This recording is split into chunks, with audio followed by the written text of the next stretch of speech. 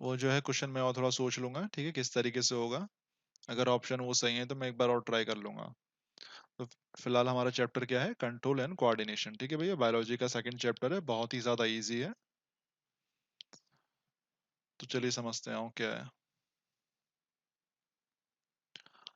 तो यहाँ पे क्या है भैया, हम सभी जानते हैं कि जितने भी जीव जंतु होते हैं, ठीक है, चाहे वो प्लांट्स हो चाहे एनिमल्स हो, याद रखिएगा दोनों आते हैं और लिविंग ऑर्गेनिज्म में। अच्छा, मान्या जी का भी आया था, बढ़िया। तो याद रखिएगा जितने भी जीव जंतु होते हैं, जिसमें प्लांट्स भी आते हैं एनिमल्स भी आते हैं भैया, वो अपने इन्वायरमेंट से रिस्पॉन्ड करते हैं, ठीक है, यानी जो इन्वायरमेंट होता है उसके आसपास का, उससे वो रिस्पॉन्ड करते हैं। नॉर्मल सी बात है भैया कि जो शेर है, शेर अगर शेर अपने आसपास जानवरों को देखेगा, डियर को देखेगा तो उनका शिकार करेगा। तो यहाँ पे यही बोलना चाह रहे हैं कि जो लिविंग ऑर्गेनिज्म होते हैं वो अपने एनवायरनमेंट के हिसाब से क्या करते हैं, रिस्पॉन्ड करते हैं।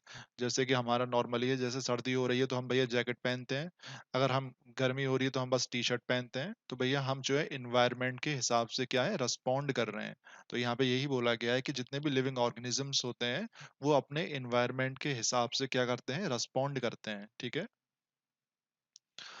तो यहाँ पे यही कह रहा है, देखो क्या है कि changes in the environment to which an organism respond and react are called stimuli, ठीक है। स्टिमुली बोलिए या स्टिमुलस बोल लीजिए, कुछ भी बोले, यानी सिंगुलर जो होता है वो स्टिमुलस होता है। तो यहाँ पे क्या बोलना चाह रहा है कि जो एनवायरनमेंट में चेंजेस होते हैं, एनवायरनमेंट में जो चेंजेस होते हैं जिससे क्या होता है, कोई भी ऑर्गेनिज्म रिएक्ट करता है या रेस्पॉन्ड करता है, उसको हम क्या बोलते हैं, उस चेंज को हम क्या बोलते हैं, स्टिमुलाई बोलते हैं, स्टिमुली, या फिर सिंगुलर में क्या बोलते हैं, स्टिमुलस बोलते हैं। आपको समझ में आ गया होगा, एक बार और बता रहा हूँ कि इन्वायरमेंट में जो चेंज होता है जिसकी वजह से कोई भी ऑर्गेनिज्म जो होता है वो रेस्पॉन्ड करता है, तो उसको हम क्या बोलते हैं, उस चेंज को हम क्या बोलते हैं, स्टिमुलस बोलते हैं, ठीक है। स्टिमुलस या स्टिमुले, याद रखिएगा ये इन्वायरमेंट का चेंज होता है, बस इसमें और कुछ बताने वाली बात नहीं है। अब ये जो आपका स्टिमुलस है ये क्या क्या हो सकता है, तो देखिए यहाँ पे क्या क्या है कि जो लिविंग ऑर्गेनिजम्स होते हैं, ठीक है, वो उनके लिए कौन कौन से स्टिमुलस हो सकते हैं या स्टिमुली हो सकते हैं। तो देखिए लाइट है, ठीक है, लाइट भी भैया नॉर्मल सी बात है, एनवायरनमेंट में चेंज होता है, हीट हो गया एनवायरनमेंट में तो ये भी स्टिमुलस है। कोल्ड भी स्टिमुलस है, नॉर्मल सी बात है, ठंड हो जाती है तो हम जैकेट पहन लेते हैं तो वो हमारे लिए स्टिमुलस है। साउंड है भैया, जब पापा की आवाज आती है तो आप सभी सीधे बैठ जाते हैं, तो नॉर्मल सी बात है, ये एक स्टिमुलस है। स्मेल, खाने की स्मेल आती है तो भैया आप इन्वायरमेंट में मतलब आप चेंज हो जाते हैं एक तरीके से, मम्मी मुझे खाना चाहिए। ऐसी टेस्ट है। Touch, pressure, pain, water, force of gravity, ये जितने भी इन्वायरमेंट में चेंज होते रहते हैं, यानी ये सभी क्या है, बेसिकली स्टिमुलस हैं, जिसकी वजह से हम जो है रेस्पॉन्ड करते हैं, जो लिविंग ऑर्गेनिज्म है। हम पेन की वजह से भी रेस्पॉन्ड करते हैं, पानी अगर हमें पीना है तो उसके लिए हम रेस्पॉन्ड करते हैं। अगर हमारी बॉडी में प्रेशर लग रहा है तो वहां से हम उस पर रेस्पॉन्ड करते हैं, ठीक है। तो ये सभी बेसिकली क्या है, स्टिमुलस हैं, और आपको कुछ बताने वाली बात नहीं है। अच्छा, अब ये जो रेस्पॉन्ड होता है, जो ऑर्गेनिज्म रेस्पॉन्ड करते हैं किसकी वजह से, स्टिमुलस की वजह से, ये यूजुअली कौन सा रेस्पॉन्ड होता है कि भैया मूवमेंट का रेस्पॉन्ड होता है, या फिर आप अपनी वो जो है बॉडी के पार्ट को मूव करा के रेस्पॉन्ड कर सकते हैं। यानी आप इस तरीके से कह सकते हो कि सपोज कर लेते हैं हमारा बैल है, मान लिया बैल पे भैया मक्खियां लग रही हैं तो वो अपनी पूंछ से इधर उधर करता रहता है, ठीक है, आप समझ रहे हैं भावनाओं को।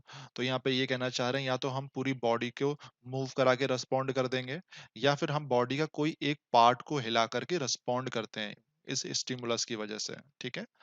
तो आपको रेस्पॉन्ड समझ में आ गया, या तो आप पूरी बॉडी को मूव कर दीजिए, आप रेस्पॉन्ड कर देंगे, या फिर आप क्या करेंगे, उस बॉडी का पार्ट को हिला करके रेस्पॉन्ड कर देंगे।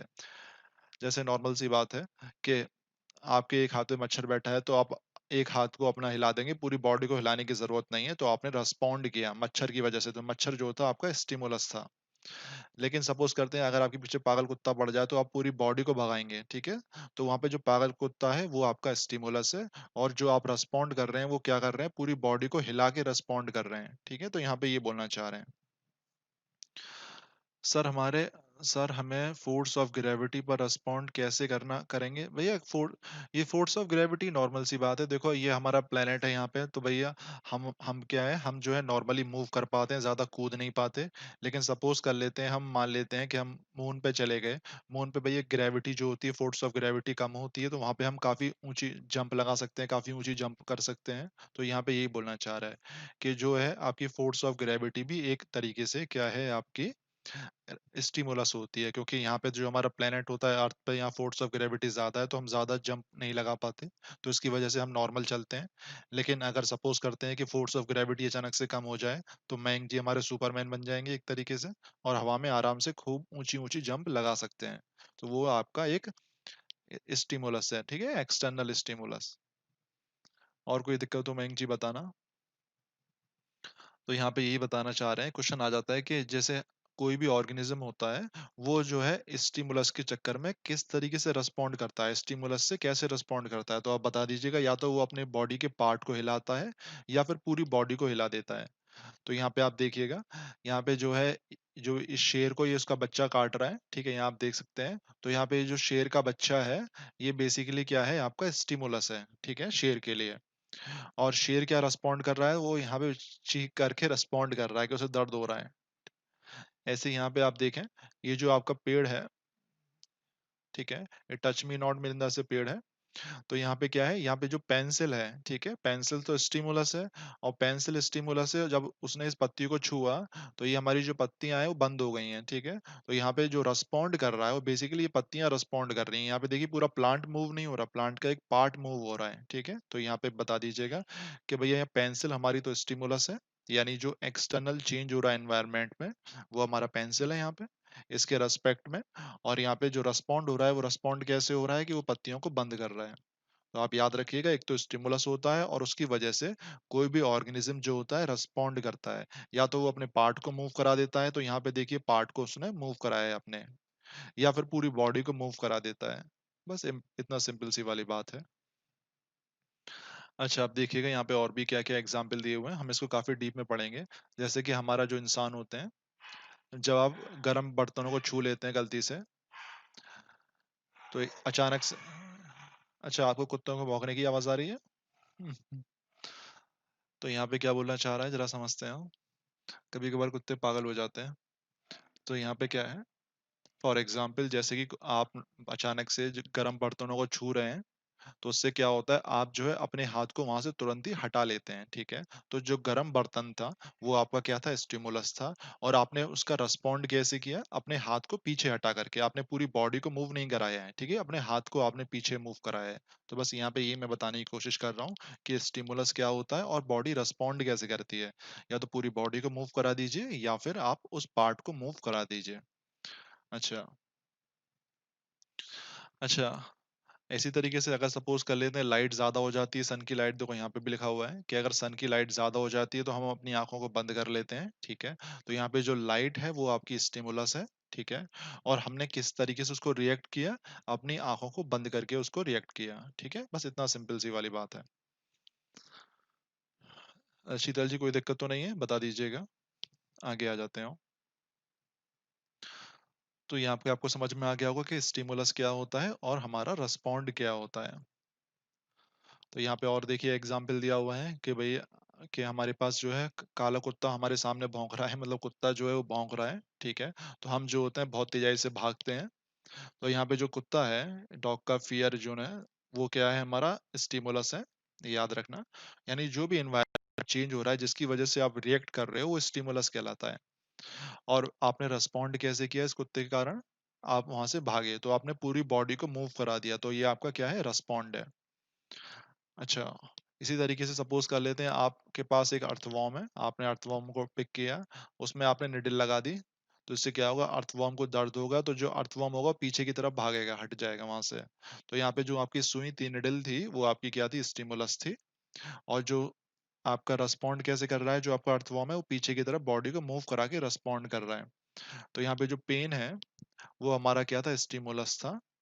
और जो अर्थवॉर्म ने रिएक्ट कैसे किया, अपने आप को पीछे खींच करके। बस आपको यही बताना है यहाँ पे। आपको बस ये बेसिक चीज पता होनी चाहिए कि स्टिमुलस क्या होता है और आपका रेस्पॉन्ड कैसे होता है बॉडी के अंदर। अच्छा, इसमें एक एग्जांपल और ले लो आप। जैसे हमारा क्या है, सनफ्लावर होता है, हम सभी जानते हैं जो सनफ्लावर होता है वो सन की तरफ उसका फेस होता है हमेशा।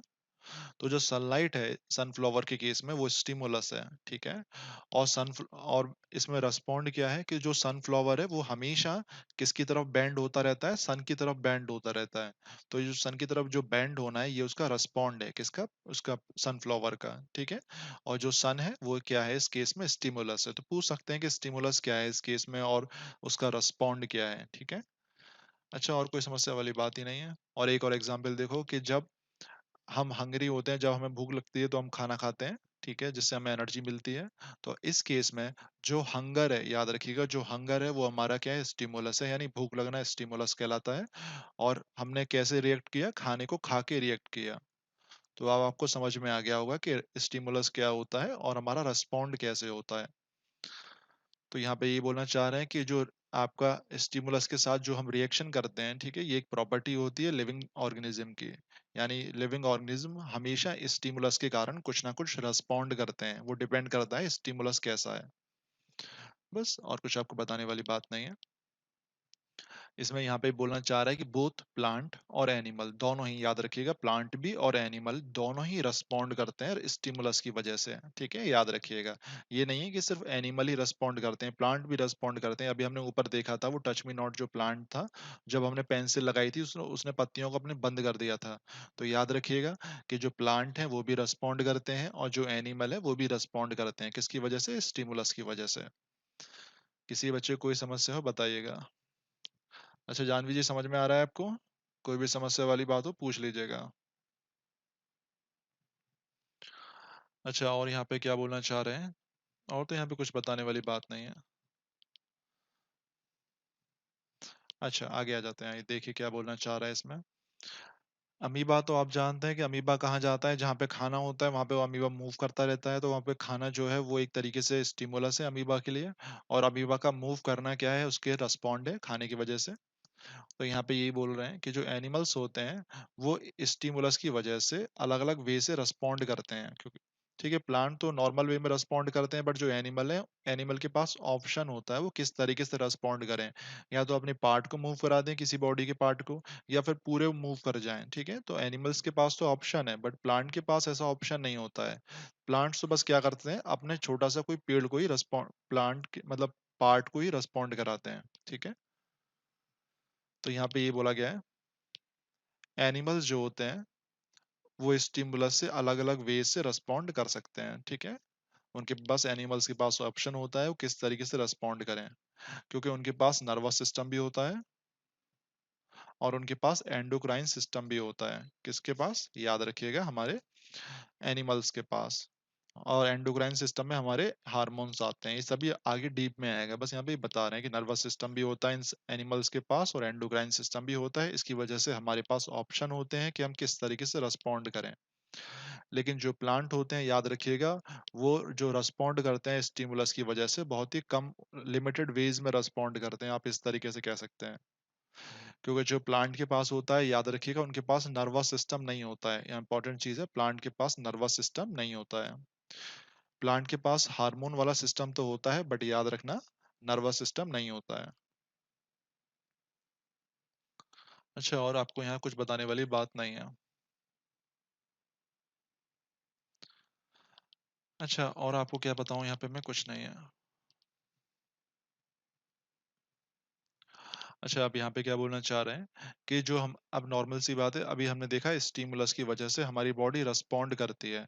तो रेस्पॉन्ड करती है तो उसमें हमारी बॉडी के अंदर काफी सारे ऑर्गन्स जो होते हैं वो काम करते हैं रेस्पॉन्ड करने में।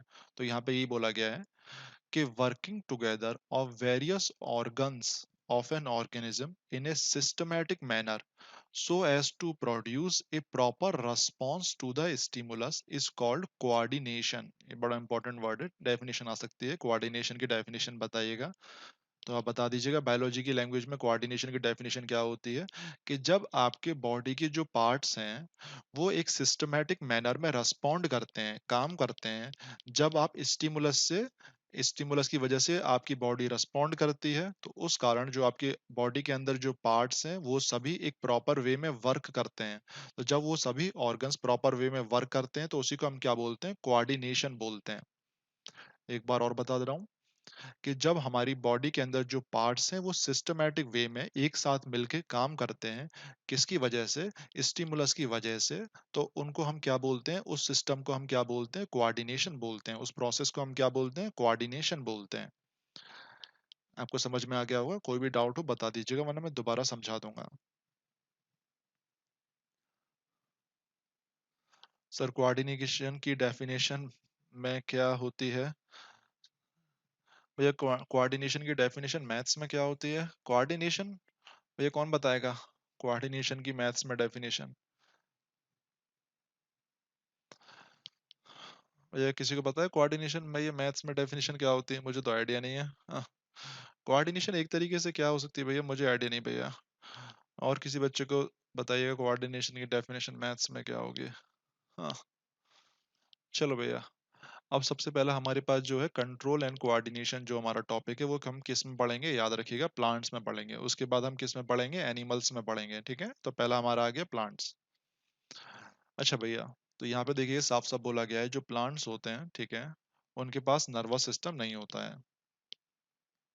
और प्लांट्स के पास आपके सेंस ऑर्गन भी नहीं होते। कौन से सेंस ऑर्गन? जैसे कि आपकी आईज है, ईयर्स है, नोज है, तो ये जितने भी सेंस ऑर्गन होते हैं और जो नर्वस सिस्टम होते हैं वो भैया प्लांट्स के पास नहीं होते। लेकिन तब भी वो जो एनवायरनमेंट को, आसपास के एनवायरनमेंट को सेंस करते हैं। तो यहाँ पे लिखा हुआ है they can sense still things. ठीक है, साफ साफ याद रखिएगा। तो याद रखना कि जो प्लांट्स है उनके पास नर्वस सिस्टम नहीं होता, सेंस ऑर्गन नहीं होता, लेकिन उसके बावजूद भी वो अपने एनवायरनमेंट को सेंस कर सकते हैं। जैसे कि हमारा सनफ्लावर है, अब सनफ्लावर को पता है कैसे चलता है कि सन सन कहाँ पर है। ठीक है, तो लेकिन ये जो सनफ्लावर है वो हमेशा सन की तरफ ही फेस करते हैं, तो ये एनवायरनमेंट को सेंस करते हैं। ठीक है, तो यहाँ पे ये बोला गया है कि इनके पास सेंस ऑर्गन तो नहीं है, ना ही इनके पास नर्वस सिस्टम है, बट ये एनवायरनमेंट को आराम से सेंस कर लेते हैं, पहचान लेते हैं कि हमारा सन कहाँ पर है, पानी कहाँ पर है। ठीक है, ये सारी चीजें। तो यहाँ पे देखिएगा साफ साफ लिखा हुआ है प्लांट्स जो है किसको सेंस कर पाते हैं, जो प्लांट्स है वो सेंस कर लेते हैं प्रेजेंस ऑफ, किस किस स्टिमुलस की प्रेजेंस को सेंस कर सकते हैं, ये लाइट को सेंस कर सकते हैं, ग्रेविटी को सेंस कर सकते हैं, केमिकल्स को भी सेंस कर सकते हैं, पता कर सकते हैं कि कौन सा केमिकल है ये, वाटर को भी सेंस करते हैं, टच को भी सेंस कर लेते हैं। ठीक है, और इन्हीं स्टिमुलस की वजह से वो रिस्पॉन्ड भी करते हैं। ठीक है, अभी आपने देखा था जो टच मी नॉट का प्लांट था, उसमें हमने क्या किया था, उसे छू लिया था पेंसिल से, तो उसने टच को रिस्पॉन्ड किया था। ठीक है, तो याद रखिएगा कि जो प्लांट्स के लिए स्टिमुलस कौन कौन से होते हैं, लाइट है, ग्रेविटी है, केमिकल्स हैं, वाटर है और टच है, ये प्लांट के लिए क्या है, स्टिमुलस है। अच्छा, अब नॉर्मल सी बात है, जब प्लांट के लिए स्टिमुलस है तो प्लांट्स रेस्पॉन्ड कैसे करता है, क्वेश्चन ये भी बनता है भैया, इसका ऐसा तो है नहीं कि वो हाथ को मूव करा देता है या पैर हैं उसके जो भाग जाते हैं इधर से उधर, तो ऐसा तो नहीं है। तो यहाँ पे ये किस तरीके से रेस्पॉन्ड करता है, तो साफ साफ लिखा हुआ है जो प्लांट होता है वो इन स्टिमुलस को सेंस करता है। कौन से स्टिमुलस, वही light, gravity, chemicals, water, touch को किसके द्वारा सेंस करता है और किसके द्वारा रिस्पॉन्ड करता है, by the action of hormones in them, यानी उनके अंदर जो हार्मोन्स होते हैं उसकी वजह से जो होता है प्लांट जो होता है रिस्पॉन्ड करता है इन स्टिमुलस को। तो याद रखिएगा। ठीक है, अच्छा, और यहाँ पे देखिए साफ साफ बोला गया है यही इन्वायरमेंटल जो चेंजेस हैं, लाइट, ग्रेविटी, टच, और इसी को हम क्या बोलते हैं, स्टिमुलस बोलते हैं।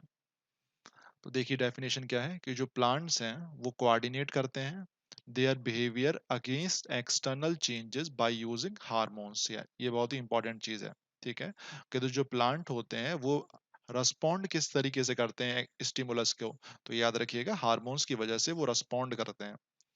अच्छा, आप देख लेते हैं क्या क्या हार्मोन होते हैं, या फिर टीचरों ने बताया होगा। अच्छा, किसी बच्चे को पता है ऑक्सिन, गिबरेलिन क्या करते हैं? ये सब प्लांट्स के हार्मोन ही है, किसी को पता हो बताइएगा। अच्छा, और आपको यहाँ पे कोई बताने वाली बात नहीं है। अच्छा, और यहाँ पे क्या कहना चाह रहा है जरा देखिएगा। एनिमल्स के पास, अभी हमने प्लांट्स की बात कर ली थी, प्लांट्स के पास सिर्फ हार्मोन्स होते हैं, लेकिन एनिमल्स के पास क्या होता है, नर्वस सिस्टम भी होता है और हार्मोन सिस्टम भी होता है कोऑर्डिनेट करने के लिए। कोऑर्डिनेशन अभी हमने डिस्कस किया था, क्या था कोऑर्डिनेशन, कि बेसिकली जब भी कोई स्टिमुलस होता है, स्टिमुलस के कारण जब भी बॉडी जो होती है रेस्पॉन्ड करती है, वो रेस्पॉन्ड कैसे करती है, जब उसके अंदर के जो इंटरनल ऑर्गन्स होते हैं वो एक प्रॉपर वे में वर्क करते हैं, तो उसी को हम क्या बोलते हैं, कोऑर्डिनेशन बोलते हैं। तो जो एनिमल के अंदर जो कोऑर्डिनेशन होता है, यानी जो ऑर्गन्स का प्रॉपर वर्किंग होता है, वो नर्वस सिस्टम के द्वारा होता है और हमारा हार्मोन सिस्टम के द्वारा वर्क होता है। लेकिन प्लांट में हमेशा हार्मोन सिस्टम के द्वारा वर्क होता है। अच्छा, आगे देख लीजिएगा, साफ साफ फिर से ही बोल रहे हैं यहाँ पे, प्लांट्स के पास याद रखना, नो, साफ साफ लिखा हुआ है, नर्वस सिस्टम बिल्कुल नहीं होता है। प्लांट्स के पास सिर्फ हार्मोन सिस्टम होता है कोऑर्डिनेशन करने के लिए, ठीक है, कोऑर्डिनेशन करने के लिए। अच्छा, बस और आपको कुछ बताने वाली बात नहीं है।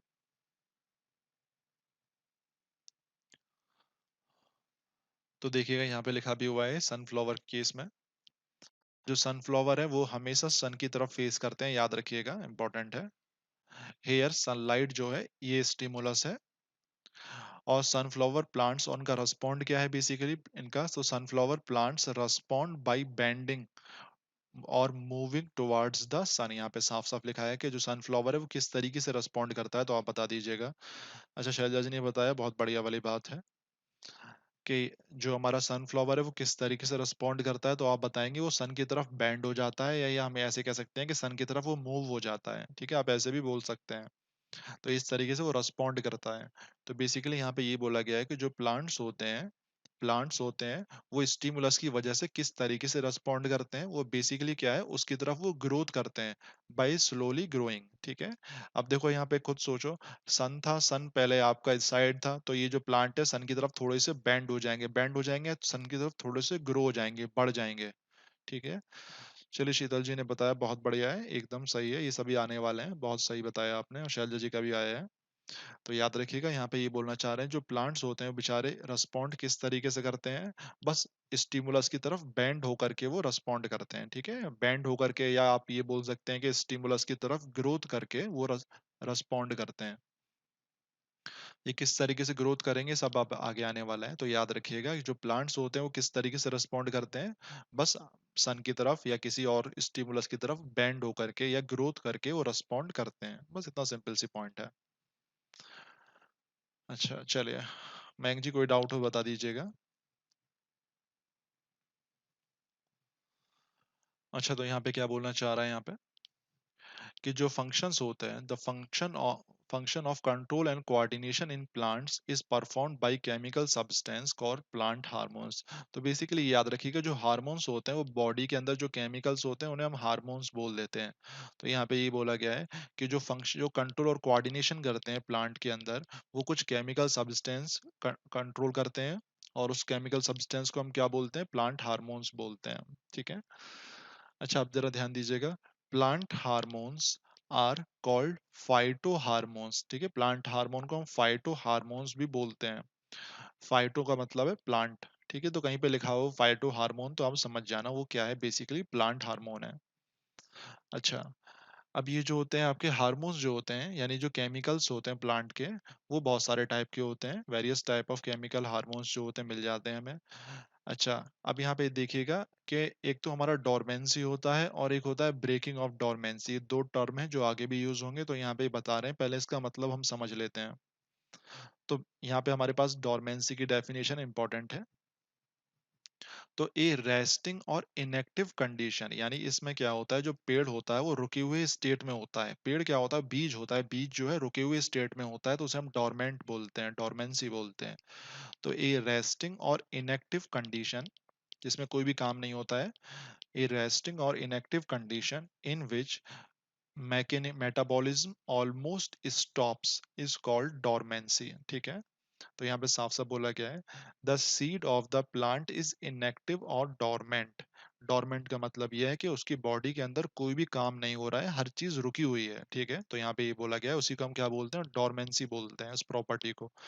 और ये जितने भी आपके बीज होते हैं जो आप दुकान से लाते हो, ठीक है, प्लांट के, तो वो सभी क्या होते हैं, इनएक्टिव होते हैं, वो सभी क्या होते हैं, डोरमेंट होते हैं, इंपॉर्टेंट चीज है।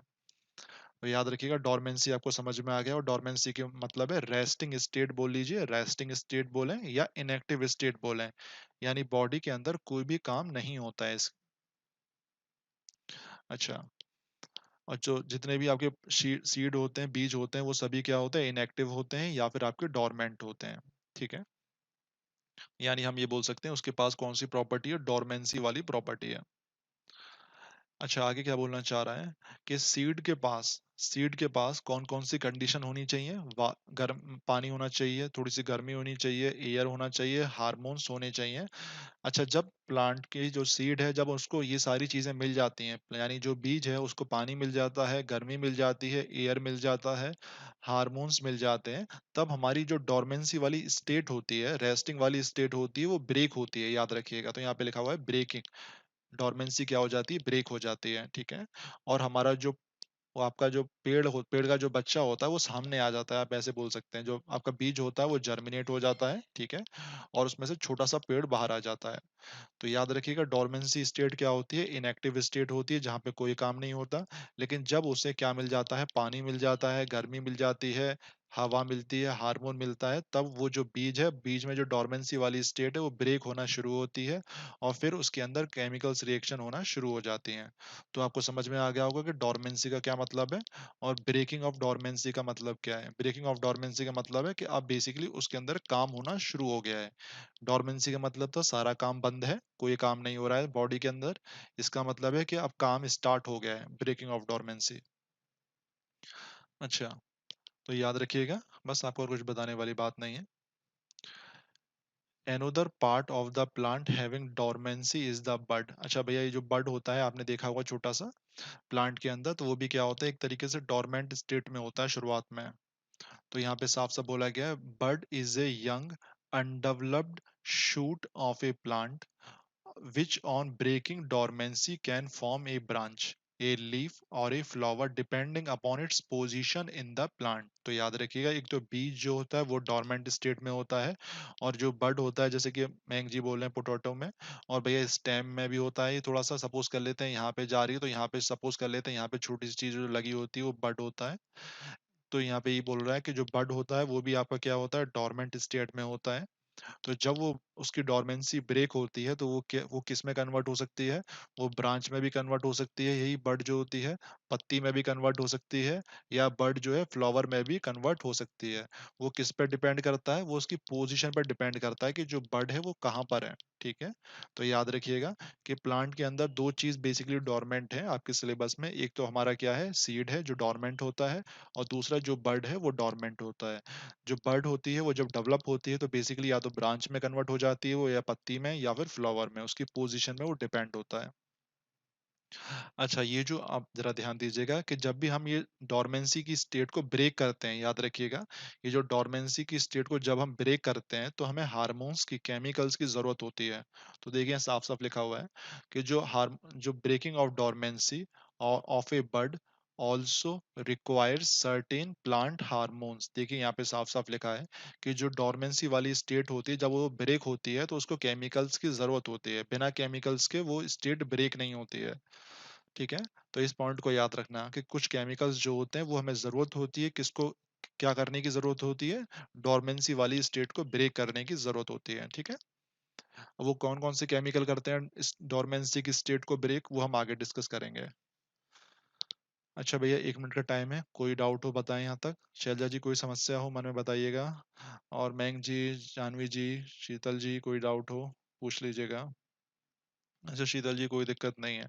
डोरमेंसी वाली स्टेट आपको समझ में आ गई होगी, किस तरीके से डोरमेंसी ब्रेक होती है। एक तो बर्ड हमारा डोरमेंट स्टेट में होता है शुरुआत में, और आपकी जो बीज है वो डोरमेंट स्टेट में होता है। चलिए, कोई दिक्कत नहीं है आपको। जानवी जी कोई दिक्कत नहीं है, मयंक जी कोई समस्या नहीं है। अच्छा, अब हमारे पास प्लांट हार्मोन्स आ जाते हैं, तो ये जरा सा इंपॉर्टेंट है, याद रखिएगा कौन से प्लांट हार्मोन्स क्या करते हैं। ठीक है, अक्सर आता है। अच्छा, इसे चिंता ना करें, 2 से 3 दिनों में चैप्टर फिनिश हो जाएगा, ज्यादा लंबा नहीं है। ठीक है, तो जरा ध्यान दीजिएगा, प्लांट हार्मोन्स, और उन्हें हम क्या बोलते हैं, कभी कभार फाइटो हार्मोन्स भी बोलते हैं। तो यहाँ पे साफ साफ बोला गया है कि जो कंट्रोल और कोऑर्डिनेशन होता है प्लांट के अंदर, ठीक है, वो किसके द्वारा होता है, प्लांट हार्मोन्स के द्वारा होता है, या फिर हम क्या बोल सकते हैं, फाइटो हार्मोन्स के द्वारा होता है। ठीक है, अच्छा, अब देखें क्या है, the plant hormone coordinate the activities of the plant by controlling one or more other aspects of the growth of the plant। Normal सी बात है, यहाँ पे सिर्फ ये बोलना चाह रहे हैं कि ये जो प्लांट हार्मोन है वो किस तरीके से कंट्रोल करता है। तो बस करता क्या है, ये जो प्लांट हार्मोन होते हैं वो बॉडी की ग्रोथ को कंट्रोल कर लेते हैं। तो उसके द्वारा जो होती है प्लांट की बॉडी रिस्पॉन्ड करती है स्टिमुलस पे। तो आपको समझ में आ गया होगा कि बेसिकली जो प्लांट हार्मोन्स करते क्या हैं, ये बेसिकली प्लांट की बॉडी की ग्रोथ को कंट्रोल करते हैं। ठीक है। अच्छा, अब इसमें आपको कुछ बताने वाली बात नहीं है, अब हम इसके बारे में देखते हैं क्या क्या है। अच्छा, और क्या है यहाँ पे जरा समझ लेते हैं। हाँ चलिए, ये चीज और बोलना चाह रहा है कि जब अभी हमने देखा था जो प्लांट हार्मोन है वो हमेशा क्या करता है, प्लांट की ग्रोथ को कंट्रोल करता है। तो यहाँ पे ये बोला गया है, so the plant hormones are also known as plant growth substance. ठीक है। कभी कभार हम प्लांट हार्मोन्स को क्या बोल लेते हैं, प्लांट ग्रोथ सब्सटेंस भी हम बोल सकते हैं। ठीक है। तो जो प्लांट की जो ग्रोथ होती है वो याद रखिएगा 3 स्टेज में डिवाइड की जाती है। इंपॉर्टेंट है, कौन कौन सी 3 स्टेज है। एक तो सेल डिवीजन है, यानी सेल जब डिवाइड होता है, ये पहली स्टेज होती है। इसके बाद हमारा क्या होता है, सेल इनलार्जमेंट, यानी सेल का बड़ा होना। उसके बाद होता है सेल डिफरेंशिएशन। ठीक है। ये हमने जो ग्रोथ है, ग्रोथ की 3 स्टेज में डिवाइड किया है प्लांट को।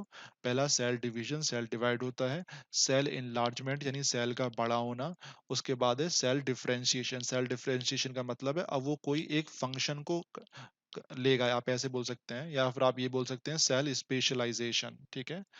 अच्छा, and these stages have particular location in the plant. और ये जो स्टेजेस होती हैं वो अलग अलग हिस्सों में होती हैं। ठीक है। यहाँ पे सिर्फ ये बोलना चाह रहा है। सेल डिफरेंशिएशन का मतलब आपको समझ में आ गया होगा। बेसिकली जब सेल होते हैं, आपको याद होगा 9th क्लास में मेरिस्टेम जो जगह थी जहाँ पे सेल जो होते हैं डिवाइड होते हैं, जब वो एक परमानेंट शेप लेते हैं। सेल डिफरेंशिएशन का मतलब होता है वो एक परमानेंट शेप लेना लेते हैं, या तो वो जाइलम में कन्वर्ट हो जाते हैं, या फ्लोएम में कन्वर्ट हो जाते हैं, या किसी और टाइप के सेल में कन्वर्ट हो जाते हैं। तो उसी को हम क्या बोलते हैं, सेल डिफरेंशिएशन। ठीक है, याद रखिएगा। जब जो सेल होते हैं वो बड़े होकर एक परमानेंट शेप लेते हैं, उसको हम क्या बोलते हैं, सेल डिफरेंशिएशन। चलिए, बहुत बढ़िया। शैलजा जी ने बता दिया, परमानेंट फंक्शन जब वो लेते हैं तो उसी को हम सेल डिफरेंशिएशन बोलते हैं। और याद रखिएगा ये भैया अलग अलग पार्ट्स में हो सकते हैं। ठीक है। और आपको यहाँ पे क्या बताने वाली बात है, तो ये जो तीनों स्टेजेस हैं, these 3 stages of plant growth as well as promotion of dormancy, यानी ये जो थ्री थ्री स्टेजेस हैं ग्रोथ वाली, और साथ में कौन सी स्टेजेस के डोरमेंसी का बनना, डोरमेंसी को प्रमोट करना। कुछ केमिकल्स होते हैं जो डोरमेंसी को प्रमोट करते हैं, वो चाहते हैं कि डोरमेंट स्टेट में रहे। कुछ केमिकल्स होते हैं जो डोरमेंसी को ब्रेक करते हैं, यानी कुछ हार्मोन्स जो होते हैं वो डोरमेंसी को ब्रेक करना चाहते हैं। कुछ हार्मोन्स जो होते हैं, केमिकल्स जो होते हैं, वो स्टोमेटा को कंट्रोल करते हैं, स्टोमेटा की ओपनिंग और क्लोजिंग को बंद करते हैं, खोलना। फॉलिंग ऑफ लीव्स, पत्तियों को गिराना, ये भी एक कुछ हार्मोन्स कंट्रोल करते हैं। जो फ्रूट ग्रोथ होता है उसको भी कुछ हार्मोन्स कंट्रोल करते हैं। जो हमारा फ्रूट का पकना, राइपनिंग ऑफ फ्रूट, ये भी कुछ हार्मोन्स कंट्रोल करते हैं। ठीक है। तो ये सभी जो स्टेजेस हैं प्लांट की, पत्ती का गिरना, फल का पकना, ठीक है, स्टोमेटा का खुलना बंद होना, डोरमेंसी स्टेट को प्रमोट करना, ब्रेक ऑफ डोरमेंसी, और ये जो सेल ग्रोथ कौन सी थी, सेल डिवीजन, सेल इनलार्जमेंट और सेल डिफरेंशिएशन, ये जो सारे फंक्शन है प्लांट के अंदर, याद रखिएगा वो सभी कौन कंट्रोल करते हैं, प्लांट हार्मोन्स कंट्रोल करते हैं। तो आपसे टीचर पूछ सकते हैं कि कौन कौन से फंक्शन जो हैं वो प्लांट हार्मोन कंट्रोल करते हैं। तो आप बता देना कि जो 3 स्टेजेस होती है ग्रोथ की, कौन सी वाली, सेल डिवीजन वाली, सेल इनलार्जमेंट वाली, सेल डिफरेंशिएशन वाली। और इसके साथ साथ क्या है, आपकी डोरमेंसी को प्रमोट करना, डोरमेंसी को ब्रेक करना, स्टोमेटा को खोलना, पत्तियों को गिरना, फ्रूट का बड़ा होना, फल का बढ़ना, फल का पकना, ये सारी स्टेजेस जो होती हैं वो कौन कंट्रोल करता है, प्लांट हार्मोन्स कंट्रोल करते हैं, यानी प्लांट केमिकल्स कंट्रोल करते हैं। ठीक है। तो देखिए आप, प्लांट के अंदर काफी सारी चीजें होती रहती हैं। अब कौन कौन से हैं, तो देखिए यहाँ साफ साफ लिखा हुआ है, इसमें कुछ बताने वाली बात नहीं है। होते तो बहुत सारे हैं, यहाँ पे हमें 4 दिए हुए हैं कि there are 4 major types of plant hormones. ठीक है। ये 4 मेजर टाइप्स हैं आपके, कौन कौन से हैं, देख लेते हैं। पहला हमारा ऑक्सिन आ जाता है, इसके बाद हमारा गिबरेलिन है, फिर है साइटोकिनिन्स, और इसके बाद हमारा एब्सिसिक एसिड, ABA। ठीक है। तो देखते हैं क्या क्या बोलना चाह रहे हैं। तो देखिएगा जो पहले 3 थे हमारे, 3 जो था यहाँ पे लिखा हुआ है, 1 मिनट। जो हमारा ऑक्सिन है, गिबरेलिन है और साइटोकिनिन्स है। यानी ये जो है auxin, gibberellin, cytokinins are the plant hormone which promote growth of the plant. यानी प्लांट की ग्रोथ को ये प्रमोट करते हैं, ये प्लांट की ग्रोथ को बढ़ाते हैं। अच्छा, ऑन द अदर हैंड जो आपका एब्सिसिक एसिड होता है प्लांट हार्मोन का, विच इनहेबिट और प्रिवेंट द ग्रोथ। और ये जो आपका प्लांट हार्मोन होता है, याद रखिएगा कौन सा, एब्सिसिक एसिड जो होता है, ये आपकी प्लांट की ग्रोथ को क्या होता है, रोकता है। ठीक है, ये बढ़ने नहीं देता है उसे, प्रमोट, यहाँ ये साफ साफ लिखा हुआ है, याद रखना, प्रिवेंट द ग्रोथ या इनहेबिट द ग्रोथ। तो ऊपर वाले तीनों जो है प्लांट को बढ़ाते हैं, याद रखिए ग्रोथ में, ये उसे रोकता है। अच्छा, एजिंग क्या होता है? एजिंग यानी आपकी एज का बढ़ना हीरो। ठीक है, जैसे मैं हूँ धीरे धीरे बड़ा होता जा रहा हूँ, धीरे धीरे आगे चल के बुढ़ा हो जाऊंगा, तो बेसिकली क्या है, एजिंग हो रही है। अभी हम आगे डिस्कस करेंगे। और कोई दिक्कत हो बताना। ग्रोथ, एक्चुअली ग्रोथ स्टॉप करने का हीरो नहीं, मेन चीज ये है बेसिकली हर चीज को कंट्रोल करने का भी कुछ होना चाहिए ना। अब सपोज कर लेते हैं ये तीनों चीजें जो हैं वो बढ़ा रहे हैं ग्रोथ को, तो नॉर्मल सी बात है एक उसे हल्का सा रोकने वाला भी होना चाहिए। अब ऐसा थोड़ा नहीं प्लांट जो है बढ़ता चला जाए, बढ़ता चला जाए, आप समझ रहे हो भावनाओं को। तो उसके लिए कुछ एक ऐसी केमिकल भी होना चाहिए जो उसे हल्का सा रोके, ताकि हर चीज बैलेंस में रहे। ठीक है, प्लांट धीरे धीरे ग्रोथ होता रहे, आउट ऑफ कंट्रोल ना हो जाए। तो इसलिए नेचर ने हर चीज को बैलेंस में रखा है।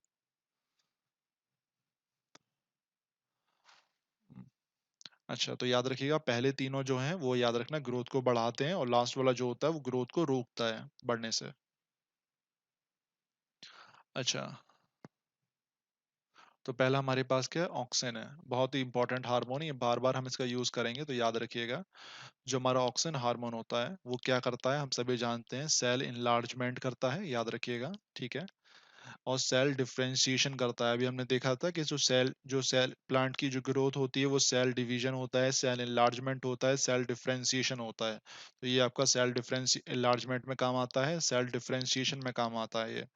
साथ में ये क्या करता है, जो आपकी फ्रूट की ग्रोथ को भी ये बढ़ाता है, याद रखिएगा। ठीक है, ये बहुत ही इंपॉर्टेंट पॉइंट है, याद रखिएगा। जो ऑक्सिन होता है hormones controls the plants response to light and gravity. यानी ये बेसिकली लाइट और ग्रेविटी के केस में ये रिस्पॉन्ड करता है। तो यहाँ पे ये बोलना चाह रहे हैं, या फिर आप यहाँ पे साफ साफ बोल लीजिए। पहले मेरे को एक बार और बता देता हूँ, जो ऑक्सिन हार्मोन होता है वो कंट्रोल करता है, क्या कंट्रोल करता है, प्लांट का रिस्पॉन्स कंट्रोल करता है।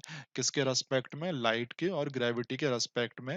ये जो प्लांट के रेस्पॉन्ड को कंट्रोल करता है, किस तरीके से करता है अभी देखो लिखा हुआ है नीचे। या आप इसे ऐसे भी बोल सकते हैं, इन अदर वर्ड्स हम क्या बोल सकते हैं, कि जो ऑक्सिन हार्मोन होता है, याद रखिएगा ऑक्सिन हार्मोन जो होता है वो क्या करता है, रिस्पॉन्सिबल फॉर फोटोट्रॉपिक और geotropic responses in the plant. यानी याद रखना ये फोटोट्रॉपिक और जियोट्रॉपिक आगे आने वाला है, बस अभी इतना समझ लो कि जो ऑक्सिन हार्मोन होता है वो फोटोट्रॉपिक मूवमेंट जो होता है, और जो जियोट्रॉपिक मूवमेंट जो होता है प्लांट का, उसको कंट्रोल करता है। ठीक है, कौन करता है, ऑक्सिन हार्मोन करता है। ये क्या होता है, सभी आगे आएंगे। आगे देखिएगा क्या बोलना चाह रहा है। जो ऑक्सिन होता है ये कहाँ बनता है, auxin is made by cells at the tip of the stem और रूट्स। यानी रूट की जो टिप होती है वहां पे ये बनता है, या फिर स्टेम की जो टिप होती है वहां पे ये बनता है। यानी भैया जो हमारा स्टेम है, स्टेम की जो टिप है, सपोज कर लेते हैं टिप है, यहाँ पे बन जाएगा। या फिर जो रूट्स होती हैं, रूट्स की जो टिप होती है वहां पे ये बनता है। अच्छा, ये पॉइंट बहुत ज्यादा इंपॉर्टेंट है कि जो ऑक्सिन होता है वो हमेशा मूव्स अवे फ्रॉम लाइट, यानी लाइट से दूर भागता है, याद रखना ये लाइट को पसंद नहीं करता है। और ग्रेविटी के टुवार्ड्स भागता है, यानी नीचे की तरफ भागता है। एक तो नीचे की तरफ भागता है टुवार्ड्स ग्रेविटी, और दूसरी चीज क्या बोलना चाह रहा है, ये लाइट से दूर भाग जाता है। ये दोनों ही चीज बहुत ही इंपॉर्टेंट है। ठीक है, क्योंकि इसका हम आगे यूज करेंगे। तो याद रखिएगा ऑक्सीजन जो है वो लाइट से दूर भागता है और ग्रेविटी की तरफ भागता है। ग्रेविटी की तरफ का मतलब है नीचे की तरफ भागता है। मानिए जी कैसे परेशान हो। Auxin has opposite effect on the growth of stem and roots. जरा याद रखिएगा कि जो ऑक्सिन का जो अफेक्ट होता है स्टेम और रूट में वो थोड़ा सा डिफरेंट होता है। क्या होता है जरा देख लीजिएगा, कि जो ऑक्सिन हार्मोन होता है, जो आपकी स्टेम की ग्रोथ होता है उसे तो बढ़ाता है। यानी जो ऑक्सिन हार्मोन है वो स्पीड बढ़ा रहा है, किसकी बढ़ा रहा है स्पीड, स्टेम की ग्रोथ की। यानी जो स्टेम है आपकी तना जो होता है उसको तो आगे बढ़ाता रहता है बहुत अच्छी तरीके से, but it slows down but it slows down the growth in roots, यानी जो रूट जड़ों की जो ग्रोथ होती है उसको ये कम कर देता है। ठीक है, उसको कम करता है। बहुत ही इंपॉर्टेंट चीज है, याद रखना। अक्सर क्वेश्चन में ये आ जाता है कि ऑक्सिन जो होता है वो स्टेम की ग्रोथ को क्या करता है, तो वो बता देते हैं बच्चे बढ़ाता है। और फिर बाद में बच्चों से ये पूछा जाता है कि जो हमारा रूट होता है उसकी उसकी ग्रोथ को क्या करता है, तो बच्चे फिर इसे ही बोल देते हैं भैया बढ़ाता है। तो याद रखिएगा, वो बढ़ाता नहीं है, उसको स्लो करता है। ठीक है, इंपॉर्टेंट चीज है।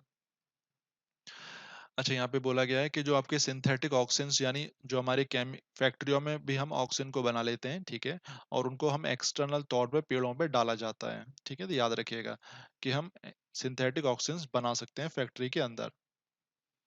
तो एक बार मैं दोबारा से रिवाइज करा रहा हूँ कि जो ऑक्सिन हार्मोन होता है वो क्या करता है, सेल इनलार्जमेंट, ठीक है, सेल को बड़ा करता है, सेल को डिफरेंशिएशन करता है, प्रमोट करता है, फल की जो ग्रोथ होती है उसे बढ़ाता है। ये जो ऑक्सिन हार्मोन होता है वो फोटोट्रॉपिक मूवमेंट, फोटोट्रॉपिक है, और जो हमारा जियोट्रॉपिक रेस्पॉन्स है या मूवमेंट है, कुछ ही बोल लीजिए, उसको कंट्रोल करता है। याद रखिएगा, ऑक्सिन हार्मोन जो होता है, याद रखिएगा, वो लाइट से दूर भागता है और ग्रेविटी की तरफ भागता है। जो ऑक्सिन हार्मोन का अफेक्ट जो होता है वो स्टेम और रूट में दोनों में अपोजिट होता है। जो ऑक्सिन हार्मोन होता है वो स्टेम की ग्रोथ को तो बढ़ाता है, याद रखिएगा, लेकिन जो रूट की ग्रोथ होती है उसको कम कर देता है। हम फैक्ट्रियों में सिंथेटिक ऑक्सिन बना सकते हैं। बस यहाँ पे ये है। अच्छा, आगे आते हैं आओ। इसके बाद हमारे पास क्या है, गिब्रेलिन है। हाँ मयंक जी क्या कर रहे हैं सर, ऑक्सिन सनलाइट से दूर हो जाता है या मूनलाइट से भी दूर हो जाता है? भैया सनलाइट और मूनलाइट बेसिकली एक ही बात है हीरो। वो सन की तो लाइट है, मून की तो कोई लाइट ही नहीं होती। वो तो मून से तो सन की लाइट जब मून पे टकराती है और मून से टकराने के बाद वो रिफ्लेक्ट होकर के हमारे अर्थ पर आती है, तब उसे मून लाइट बोल देते हैं। तो वो सन की लाइट है। बस ये याद रखो, लाइट से दूर भागता है वो। अच्छा, और क्या है यहाँ पे, जरा देख देखते हैं हम। जो गिबरेलिन है, याद रखिएगा, हम गिबरेलिन में आ जाते हैं। ये भी हमारा प्लांट हार्मोन होता है, मुबारक हो। ये क्या करता है, सेल इनलार्जमेंट, सेल को बढ़ाता है, सेल डिफरेंशिएशन करता है। ठीक है, किसकी प्रेजेंस में, याद रखिएगा, ऑक्सीजन की प्रेजेंस में काम करता है। ठीक है, गिबरेलिन हेल्प्स इन, ये इंपॉर्टेंट है, gibberellin helps in breaking of dormancy in seeds and birds, यानी याद रखिएगा, जो गिबरेलिन होता है वो क्या करता है, जो डोरमेंसी स्टेट होती है उसको ब्रेक करता है। डोरमेंसी स्टेट आपको बताई थी कि जहाँ पे कोई भी फंक्शन नहीं होता है, वो सब चीजें रुकी हुई होती हैं, तो वो जो स्टेट होती है उसको ब्रेक करने में कौन काम करता है, आपका गिबरेलिन काम करता है। ये आपकी जो है ग्रोथ, फ्रूट ग्रोथ को बढ़ाता है, याद रखिएगा। हाँ, इनएक्टिव स्टेट, बहुत बढ़िया मैंग जी।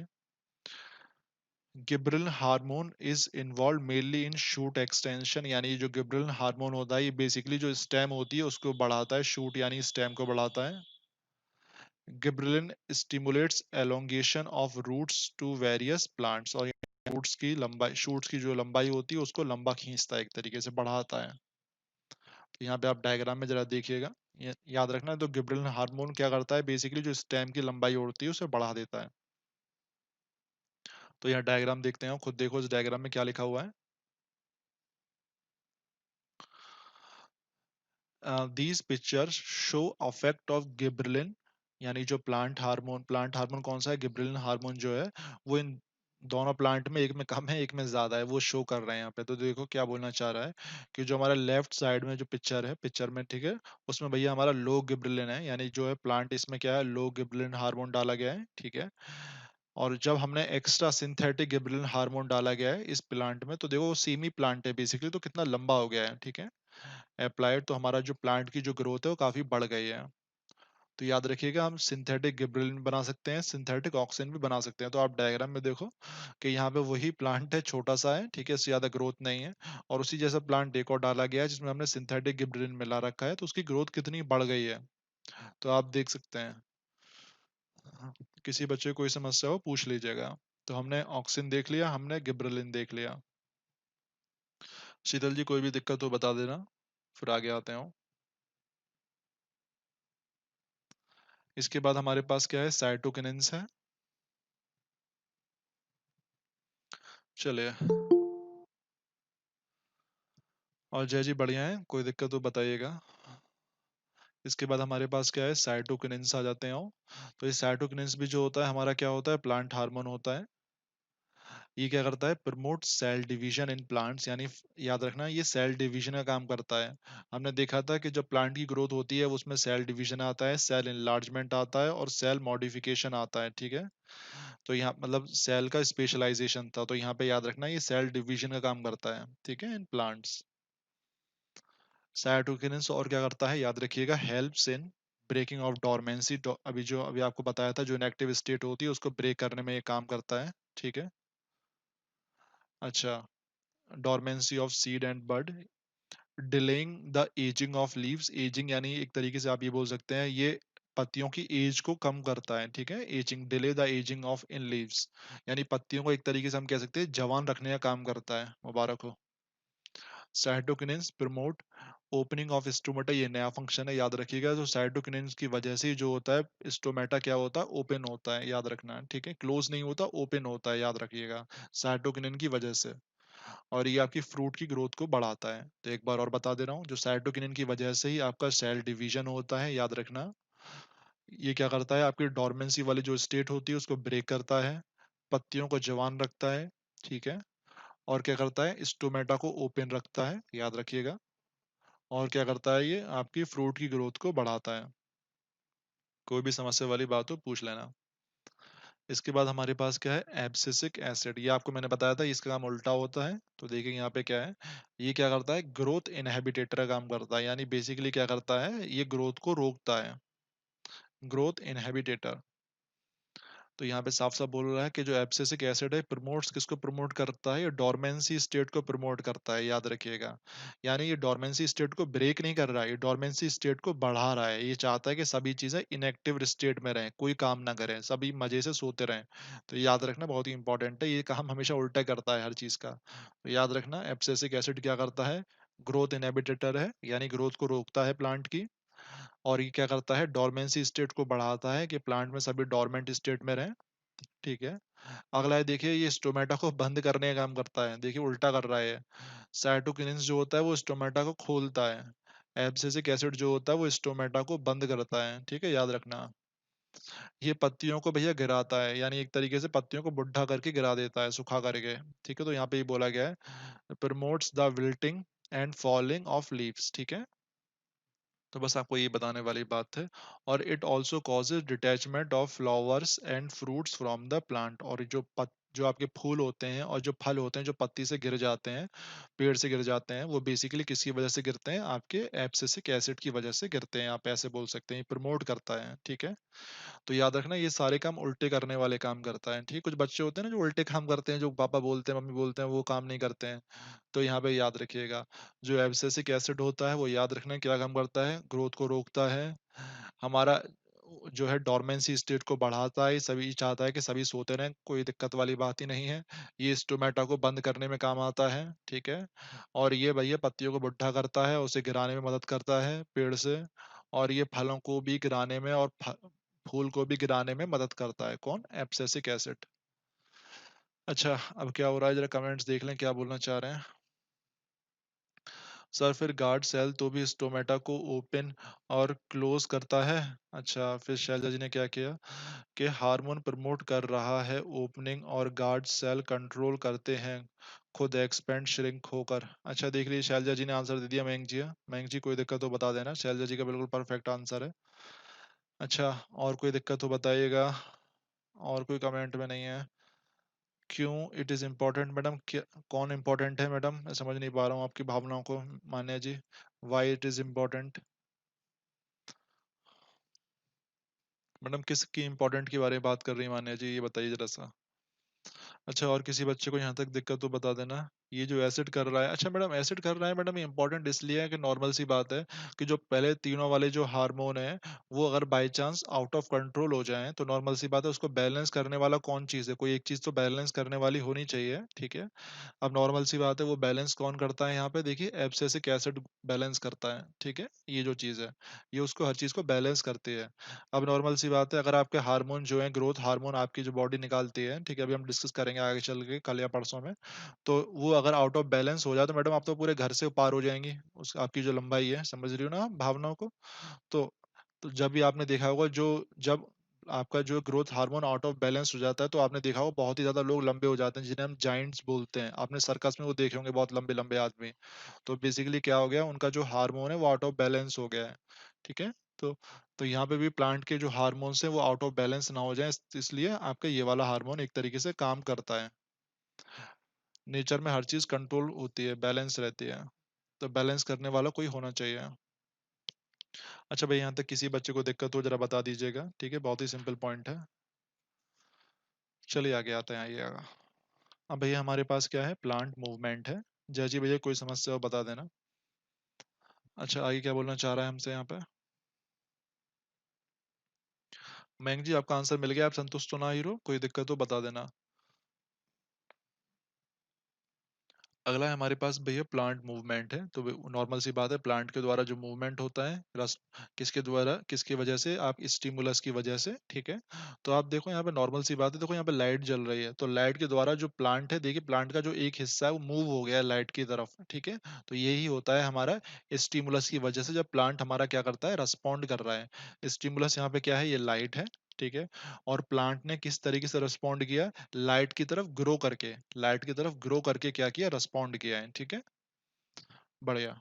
तो यहाँ पे हम इन्हीं प्लांट के मूवमेंट के बारे में डिस्कस करेंगे। जानवी जी, कोई समस्या हो बताइएगा, ठीक है। तो चलिए देखते हैं क्या बोलना चाह रहा है इस पैराग्राफ में। और वीडियो तो रिकॉर्ड हो ही रही है, तो जो निकल गया है वो आप देख लेना आराम से। तो यहाँ पे क्या बोलना चाह रहे हैं जरा देखिएगा।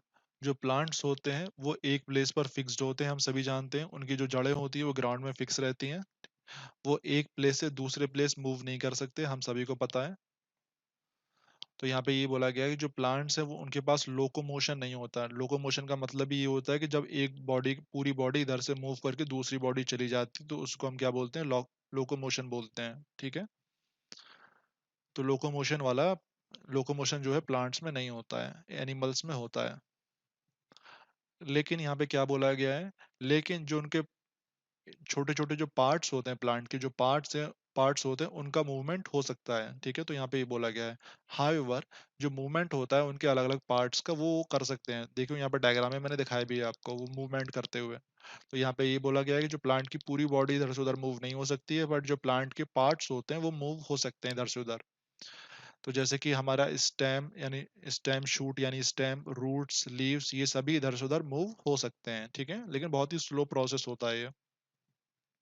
Are possible. ठीक है।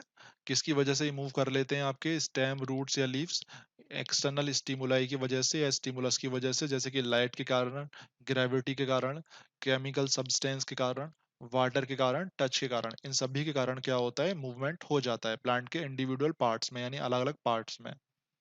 अच्छा, तो यहाँ पे ये बोला गया है कि यही जो मूवमेंट हो रहे हैं, यानी जो प्लांट के छोटे छोटे पार्ट के, यानी जो पार्ट्स हैं, स्टेम है, रूट्स है, अलग अलग पार्ट्स के अंदर जो मूवमेंट हो रहे हैं, ठीक है, तो वो कैसे हो रहे हैं, तो यहाँ पे लिखा हुआ है कि जो मूवमेंट होते हैं प्लांट पार्ट के अंदर, ये किसके द्वारा होता है, usually caused by unequal growth in two regions by the action of plant hormone under the influence of the stimulus. अब इस लाइन का क्या मतलब है, समझने की कोशिश करना। तो यहाँ पे ये बोलना चाह रहा है कि यहाँ पे जो मूवमेंट होता है, यानी स्टेम का मूवमेंट या पत्ती का मूवमेंट या रूट का मूवमेंट, किसी का भी मूवमेंट, वो कब होता है, वो किसके द्वारा होता है, पहली चीज वो किसके द्वारा होता है, तो आप बताना। हार्मोन्स के द्वारा होता है। और किस तरीके से होता है, बेसिकली ग्रोथ मूवमेंट के द्वारा होता है। अब ग्रोथ मूवमेंट कैसे हो रहा है, बड़े ध्यान से समझना। देखो इस चीज को मैं आपको समझाता हूँ। अभी हमने पढ़ा था कि जो ऑक्सिन हार्मोन होता है वो लाइट से दूर भागता है। और ऑक्सिन हार्मोन क्या होता है, एक तरीके से ग्रोथ हार्मोन भी है, वो ग्रोथ हार्मोन भी है और साथ में लाइट से दूर भागता है। अब बड़े ध्यान से समझिएगा आप। तो देखिएगा, हमारे पास ये एक स्टेम है, पहले हमने ये स्टेम बना ली, ठीक है। मैं थोड़ा सा लाइट कलर से कर देता हूँ। ये हमारी स्टेम, पहले एक मिनट रुको, ये स्टेम है हमारी। ठीक है। अब यहाँ पे आपने इसे लाइट के पास रख दी। जब लाइट के पास रख दी तो नॉर्मल सी बात है, जो ऑक्सिन हार्मोन होगा पीछे की तरफ भाग जाएगा। ठीक है। वो पीछे की तरफ क्या होगा, कलेक्ट हो जाएगा सारा ऑक्सिन हार्मोन। अब हम जानते हैं कि जब इसके पीछे की तरफ ये सारा चिपक जाएगा, तो नॉर्मल सी बात है, ऑक्सिन हार्मोन जो है वो ग्रोथ हार्मोन भी है, तो पीछे की तरफ ग्रोथ होना शुरू हो जाएगी। इसी स्टेम के, ठीक है, इसी स्टेम के पीछे की तरफ ही ग्रोथ हो जाएगी। तो नॉर्मल सी बात है, आप खुद सोचो, अगर आपकी कमर जो है, कमर पे बोझ लटका दिया जाता है, आप खुद सोचें, आप जैसे आप स्कूल जाते हैं, आप तो आपके बैग अगर कमर पे लटका हुआ है तो आप थोड़े से झुक जाते हैं, आप समझ रहे होगे ना। तो इसी तरीके से कि जब यहाँ पे ऑक्सिन हार्मोन पीछे की तरफ आ गया है तो पीछे की तरफ ग्रोथ हो गई, यानी एक तरीके से इस प्लांट पर हमने बैग लटका दिया, तो नॉर्मल सी बात है ये आगे की तरफ झुक जाएगा इस तरीके से। आप भावनाएं समझना मेरी। तो इसी तरीके से जो होता है प्लांट के द्वारा मूवमेंट होता है, ठीक है, तो वो यही बोलना चाह रहे हैं ब्लैक लाइन में कि अब ये किसकी वजह से झुका, ये प्लांट जो था बेसिकली झुका किसकी वजह से, आपके प्लांट हार्मोन की वजह से झुका। क्योंकि जो ऑक्सिन हार्मोन था वो लाइट से दूर भागता है, तो लाइट से वो पीछे आ गया, स्टेम के पीछे आ गया। जब वो पीछे आ गया तो नॉर्मल सी बात है, जो ऑक्सिन हार्मोन होता है वो ग्रोथ हार्मोन भी है। तो जब ऑक्सिन हार्मोन पीछे कलेक्ट हो जाएगा, जब पीछे कलेक्ट हो जाएगा तो नॉर्मल सी बात है पीछे वाला हिस्सा काफी बढ़ जाएगा। पीछे वाला हिस्सा बढ़ गया तो नॉर्मल सी बात है, देखो ये हिस्सा बढ़ गया, तो जो प्लांट था वो बेचारा क्या हो जाएगा, झुक जाएगा। तो देखिए प्लांट हमारा क्या झुक गया है, ठीक है, और किसकी तरफ झुक गया है, वो लाइट की तरफ झुक गया है। और इसी तरीके से हमारा मूवमेंट होता है। किसी बच्चे को दिक्कत हो इस मूवमेंट में पूछ लेना, तो देखो साफ साफ ये लिखा हुआ है, दोबारा से देखो कि जो मूवमेंट होता है प्लांट के पार्ट में, ठीक है, ये द्वारा होता है, देखिए caused by unequal growth. Unequal growth ही तो हुई, यहाँ पे इक्वल ग्रोथ कहाँ हुई, कि नॉर्मल सी बात है ऑक्सिन हार्मोन जो था पीछे की तरफ आ गया, ठीक है, आगे की तरफ तो था ही नहीं, तो पीछे वाला हिस्सा बढ़ गया, ठीक है, तो अनइक्वल ग्रोथ लिखा हुआ है साफ साफ। Unequal growth in two regions, in its two region, आप याद रखिए टू रीजन कौन से थे, आगे वाला हिस्सा था उसमें तो ग्रोथ हुई नहीं, और पीछे वाला हिस्सा ग्रोथ हो गया, तो यहाँ पे अनइक्वल ग्रोथ ही तो है दो रीजन में। फ्रंट वाला हिस्सा तो, फ्रंट वाले हिस्से में कोई ग्रोथ नहीं हुई, पीछे वाले हिस्से में ग्रोथ हो गई। तो इसी को बोला गया है कि जब भी प्लांट जो होता है वो किस तरीके से मूव करता है बेसिकली, कि उसके दोनों हिस्सों में क्या होती है, अनइक्वल ग्रोथ हो जाती है। अनइक्वल ग्रोथ आपको मैंने समझा दिया, पीछे ऑक्सीजन आ जाता है तो वो मोटा हो जाता है, आगे वाले हिस्से में ऑक्सीजन नहीं होता तो बेचारा झुक जाता है। और इसी के द्वारा क्या होता है, बेसिकली आपका मूवमेंट होता है। अच्छा 1 मिनट का टाइम है, किसी बच्चे को दिक्कत हो बता देना। शीतल जी आपको समझ में आ गया किस तरीके से मूवमेंट करता है, आपको ये लाइन समझ में आ गई होगी, ये इंपॉर्टेंट लाइन थी, ठीक है। कोई भी डाउट हो बता दीजिएगा। शैलजा जी कोई डाउट हो बताइएगा, और मान्या जी, जानवी जी, कोई भी डाउट हो पूछ लीजिएगा। और ये भी आगे दोबारा आएगा ही आएगा डीप में, मैंने बस थोड़ा सा आपको समझा दिया है। चलिए बढ़िया, तो आगे देख लेते हैं क्या है यहाँ पे। जैसे यहाँ पे साफ साफ बोला गया है, फॉर एग्जाम्पल देखो लिखा हुआ है यहाँ पे, जो ऑक्सिन हार्मोन होता है is made and secreted by the meristematic tissue, तो याद रखिएगा eight the tip of the stem और टिप ऑफ द शूट, कुछ भी बोल लीजिए। तो जो ऑक्सिन हार्मोन होता है वो कौन बनाता है, कहाँ बनता है, मेरिस्टेमेटिक टिश्यू में बनता है, ठीक है, याद रखिएगा। और कहाँ पे बनता है भैया, हम सभी जानते हैं स्टेम की टिप पर या रूट की टिप पर, ठीक है। अब आगे देखिएगा, जो ऑक्सिन हार्मोन होता है वो बढ़ाता है, क्या बढ़ाता है, ग्रोथ बढ़ाता है, ठीक है, स्टेम की ग्रोथ बढ़ाने में काम आता है। अब आगे देखें, if one side of the stem has more auxin, अगर स्टेम की एक साइड में ज्यादा ऑक्सिन होगा, तो यहाँ पे देखो पीछे वाली साइड में ज्यादा ऑक्सिन था तभी पीछे वाली साइड बढ़ गई थी। तो यहाँ पे देखिएगा यही बोलना चाह रहा है कि अगर वन साइड, एक साइड की स्टेम में ऑक्सीजन ज्यादा हो जाता है दूसरी साइड के कंपैरिजन में, तो जहां पर ऑक्सीजन ज्यादा होता है वहां पे ग्रोथ भी ज्यादा फास्ट होती है। यानी हमारा जो पीछे वाली कमर है इसकी, एक तरीके से आप ये बोल लीजिए, तो उसमें जब ऑक्सीजन हार्मोन ज्यादा था तो कमर वाला हिस्सा जो है ज्यादा बढ़ गया है, और आगे वाला हिस्सा ज्यादा बढ़ नहीं पाया। तो यहाँ पे ये बोलना चाह रहा है, इस कारण क्या होता है, एक हिस्सा मोटा हो जाता है पीछे की तरफ, एक हिस्सा नहीं हो पाता। तो इस कारण क्या होता है, जो प्लांट होता है वो झुक जाता है। और आपको कुछ बताने वाली बात नहीं, जैसे यहाँ पे झुका हुआ है। और यहाँ पे ये बोलना चाह रहा है, and when the stem bends to one side, और जब आपकी स्टेम बेंड हो जाती है एक साइड में, हम क्या बोलते हैं, we say that stem is showing movement. यानी जब भैया स्टेम जो होती है बेंड हो जाती है तो हम क्या बोलते हैं, कि अब हमें ये बोलेंगे कि जो प्लांट ने क्या शो किया, एक मूवमेंट को शो किया, ठीक है, क्योंकि स्टेम मुड़ गई है तो नॉर्मल सी बात है प्लांट के द्वारा ही मूवमेंट हो रहा है। आपको यहाँ पे इंटरनल रीजन भी समझ में आ गया किस तरीके से मूवमेंट होता है, कि जो ऑक्सिन हार्मोन होता है वो लाइट से दूर भाग जाता है, तो पीछे की तरफ आ जाता है, तो वहां पे क्या है, पीछे की तरफ ज्यादा ग्रोथ हो जाती है। इस कारण पीछे वाला हिस्सा मोटा हो जाता है तो बेचारा आगे वाला हिस्सा झुक जाता है। तो ये इसका इंटरनल रीजन है मूवमेंट का, ठीक है। अच्छा, आगे आते हैं। यहाँ तक कोई भी डाउट हो बता दीजिएगा। आगे क्या बोलना चाह रहा है? हम्म, अच्छा, और यहाँ पे ऐसी कोई बताने वाली बात नहीं है। ये बोल के आ रहा है, देखते हैं। The movement in any part of the plant is usually a growth movement. तो यहाँ पे साफ साफ बोलना चाह रहा है कि जो भी मूवमेंट होता है प्लांट के हिस्से में, वो बेसिकली क्या होता है, ग्रोथ मूवमेंट ही होता है। तो यहाँ पे बेसिकली ग्रोथ मूवमेंट ही था, आपने देखा था अभी ऑक्सिन हार्मोन की वजह से। अच्छा, और यहाँ पे कुछ बताने वाली बात नहीं है।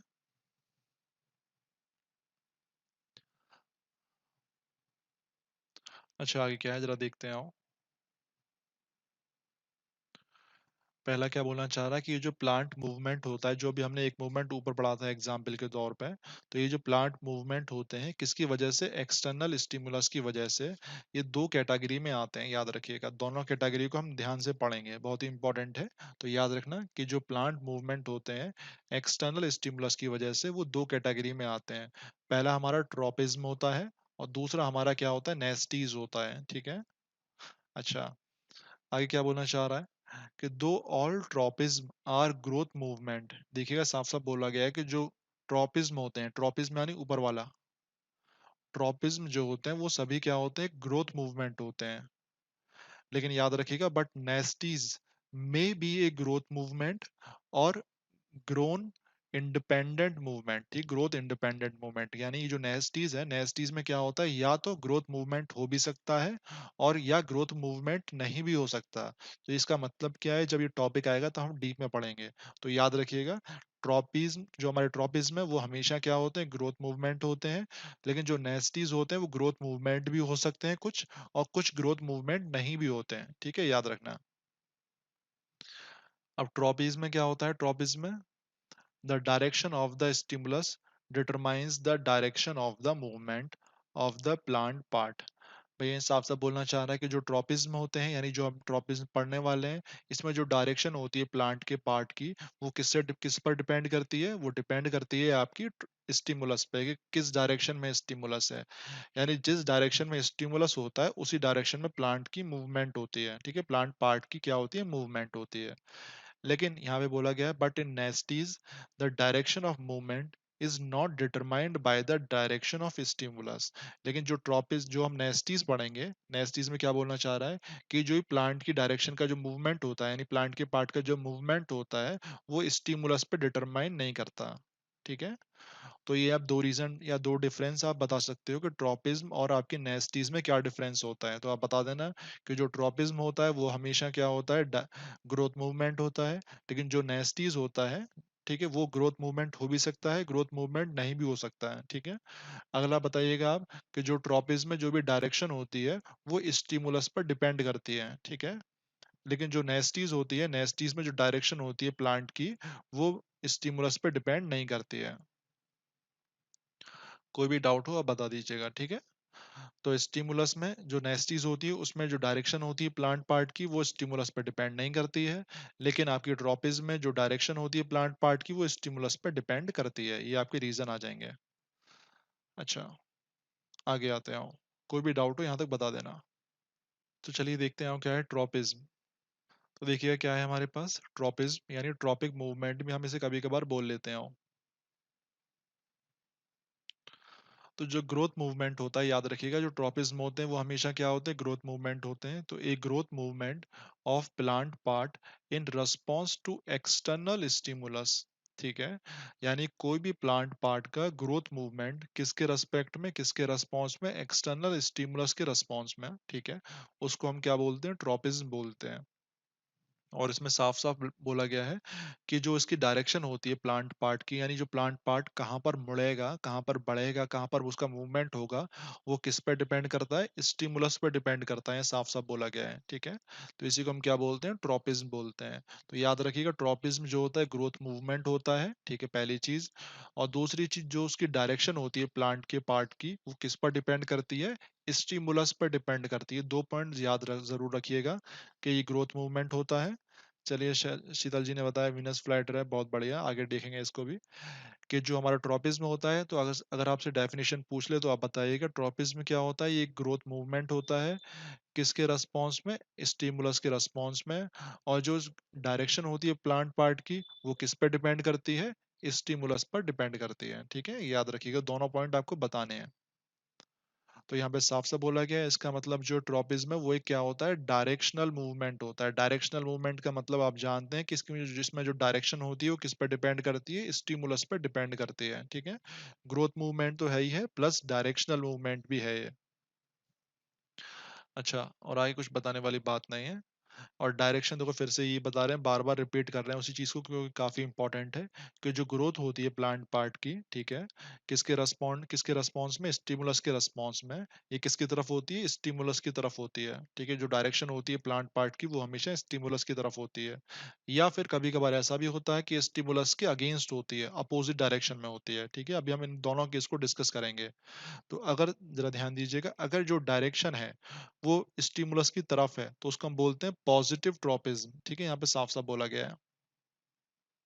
और अगर जो डायरेक्शन है प्लांट पार्ट की, वो अगर स्टिमुलस के अगेंस्ट है तो वो हमारा क्या है, नेगेटिव ट्रोपिज्म है। ठीक है, यहाँ पे दोनों पॉइंट याद रखिएगा। तो नीचे डेफिनेशन भी दी हुई है वैसे। तो देखिए क्या बोलना चाह रहा है, if the growth movement of plant part is towards stimulus, यानी जो प्लांट पार्ट का जो ग्रोथ होता है वो स्टिमुलस की तरफ होता है, तो उसको हम क्या बोलते हैं, पॉजिटिव ट्रोपिज्म बोलते हैं। और अगर जो प्लांट पार्ट की ग्रोथ है वो स्टिमुलस के अगेंस्ट है, अपोजिट है, ठीक है, तो उसको हम क्या बोलते हैं, नेगेटिव ट्रोपिज्म बोलते हैं, नेगेटिव ट्रोपिज्म। किसी बच्चे को दिक्कत हो बता देना। अच्छा, आगे आते हैं।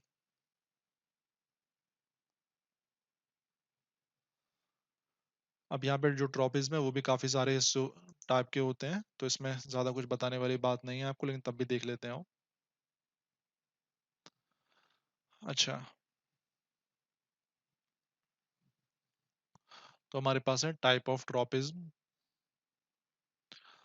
तो यहाँ पे बोल रहे हैं कि देयर आर फाइव, आपके फाइव कॉमन जो स्टिमुलस होते हैं एनवायरनमेंट में, फाइव कॉमन स्टिमुलस कौन कौन से हैं आपके, लाइट है, ग्रेविटी है, केमिकल है, वाटर है और टच है। ठीक है, ये सारी जो है आपके पांचों मूवमेंट जो है वो बेसिकली क्या है, आपके ट्रॉपिज्म है। ठीक है, तो ये जो फाइव स्टिमुलस हैं, तो इनके द्वारा जो मूवमेंट होता है प्लांट के पार्ट का, यानी जो पांचों ये स्टिमुलस हैं, इनके द्वारा नॉर्मल सी बात है जो प्लांट का पार्ट होगा वो मूवमेंट करेगा। तो इन पांचों के द्वारा जो मूवमेंट होता है वो क्या क्या होता है, लाइट के द्वारा हमारा क्या होता है, फोटोट्रॉपिक। देखो यहाँ पे लिखा हुआ है, अगर लाइट स्टिमुलस है, यानी एक्सटर्नल एनवायरनमेंट में अगर लाइट है, तो उसके द्वारा जो मूवमेंट होगा प्लांट के पार्ट का वो क्या कहलाता है, फोटोट्रॉपिज्म कहलाता है। ग्रेविटी के द्वारा जो मूवमेंट होगा प्लांट के पार्ट का वो जियोट्रॉपिज्म है। केमिकल के द्वारा कीमोट्रॉपिज्म, याद रखिएगा। वाटर के द्वारा हमारा क्या है, हाइड्रोट्रॉपिज्म है। और टच के द्वारा हमारा क्या है, थिग्मोनेस्टी है। ठीक है, थिग्मोट्रॉपिज्म बोल लीजिए, नेस्टी नहीं, सॉरी, वो आगे आएगा। तो टच के द्वारा जो मूवमेंट होता है वो हमारा क्या होता है, थिग्मोट्रॉपिज्म होता है। ठीक है, तो पांच स्टिमुलस हैं और पांचों के द्वारा जो मूवमेंट है वो यहाँ पे लिखे हुए हैं। ठीक है, ये पांचों आपके सिलेबस में आते हैं, वैसे अब तो उन्होंने काट दिया है बीमारी के चक्कर में, बट आपको पता हो तो बहुत अच्छी बात है, इसमें ऐसी कोई बताने वाली बात नहीं है। अच्छा, अब आ जाते हैं, हमारा पहला शुरुआत हो रही है कृपा करके। यहाँ पे आपको बस बेसिक चीज सिखाई गई है, आगे इनको डीप में दिखाएंगे। ठीक है, तो बेसिक चीज आज पढ़ लेते हैं, डीप में हम कल देखेंगे क्या है। अच्छा, जो प्लांट का मूवमेंट होता है, ठीक है, प्लांट के पार्ट का जो मूवमेंट होता है किसके रेस्पॉन्स में, लाइट के रेस्पॉन्स में, तो उसको हम क्या बोलते हैं, फोटोट्रॉपिज्म बोलते हैं। ठीक है, तो एक बार और, कि जो प्लांट के पार्ट का मूवमेंट हो रहा है किसके रेस्पॉन्स में, लाइट के रेस्पॉन्स में, तो उसे हम क्या बोलते हैं, फोटोट्रॉपिज्म बोलते हैं। ठीक है, ये इंपॉर्टेंट चीज है। अच्छा, इफ, अब आगे बोल रहा है, if the plant part moves towards light, अगर जो प्लांट का हिस्सा है, प्लांट का जो पार्ट है वो लाइट की तरफ मुड़ जाता है, तो उसको हम क्या बोलते हैं, पॉजिटिव ट्रोपिज्म बोलते हैं, पॉजिटिव फोटोट्रोपिज्म। और अगर भैया वो लाइट से दूर हो जाता है, ठीक है, ऑन द अदर हैंड अगर प्लांट का पार्ट जो है लाइट से दूर हो जाता है, ठीक है, तो उसको हम क्या बोलते हैं, नेगेटिव फोटोट्रोपिज्म बोलते हैं। यानी लाइट से दूर होगी ग्रोथ, तो वो हमारा क्या है, नेगेटिव फोटोट्रोपिज्म है। लाइट की तरफ हो गया तो हमारा पॉजिटिव फोटोट्रोपिज्म है। ठीक है, अच्छा, आगे इसमें दो चीज और बोलना चाह रहा है, बड़े ध्यान से समझिएगा। कि जो स्टेम होती है, बड़े ध्यान से समझना, कि जो स्टेम होती है यानी जो रूट्स होते हैं, जो आपकी स्टेम है, तना जो है जिसे हम हिंदी में बोलते हैं, वो हमेशा लाइट की तरफ मुड़ता है। ठीक है, जो स्टेम है वो हमेशा क्या होता है, लाइट की तरफ मुड़ता है। तो स्टेम हमेशा क्या करती है, पॉजिटिव फोटोट्रॉपिज्म करती है। पॉजिटिव फोटोट्रॉपिज्म याद रखिएगा, बहुत इंपॉर्टेंट है।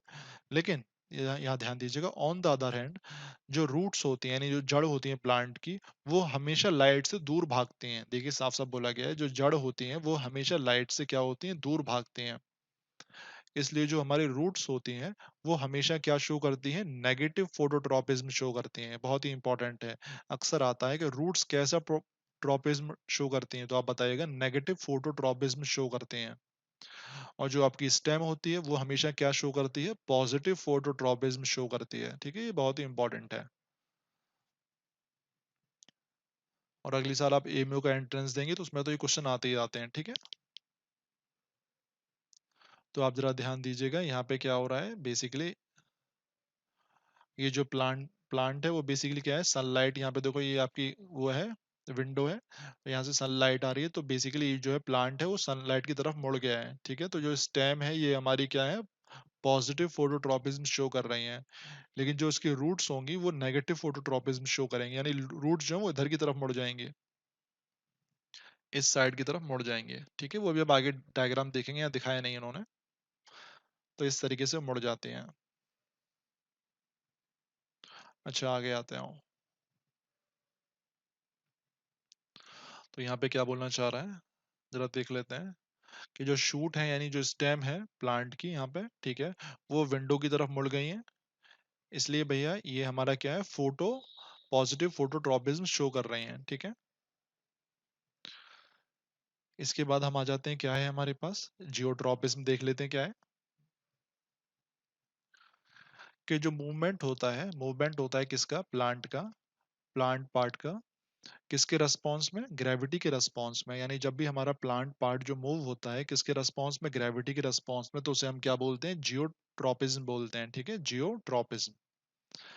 अच्छा, और कुछ आपको बताने वाली बात नहीं है।